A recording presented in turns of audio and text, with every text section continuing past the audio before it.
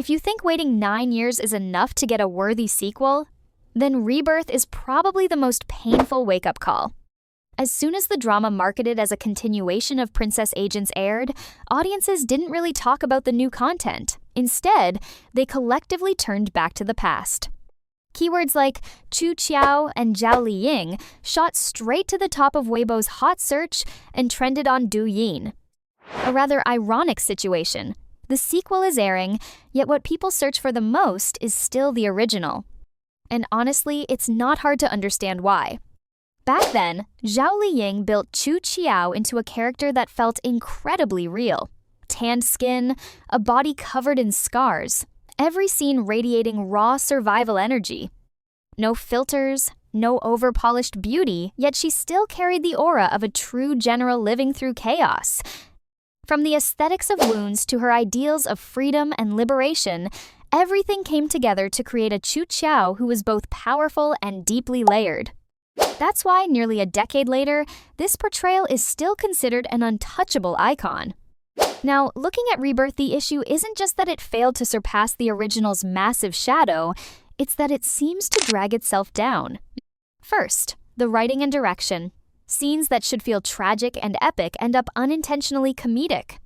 Take the moment where the male lead single-handedly defeats enemies, only for the bodies to somehow pile up into a mountain.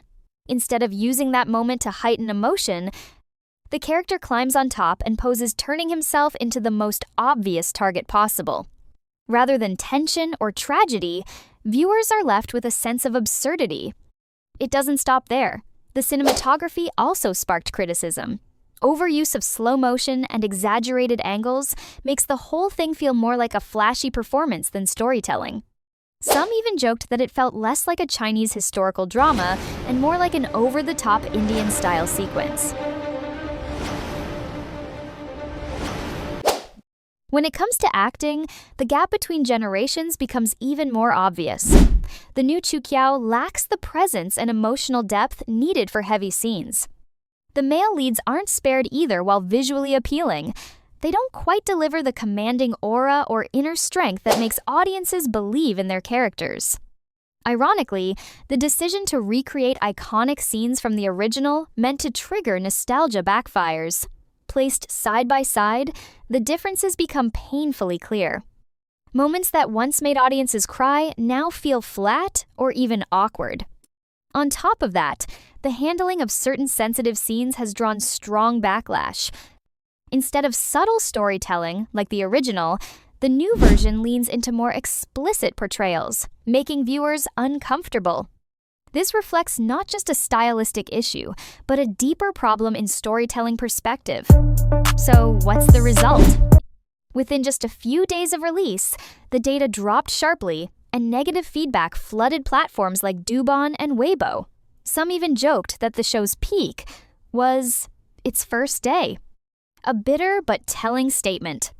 In the end, the biggest disappointment isn't just that the sequel failed, it's that it reminded everyone how great the original truly was.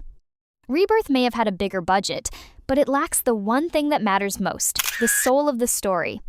And so, after everything, people don't remember it as a continuation, but simply as a reason to go back and revisit a legendary classic.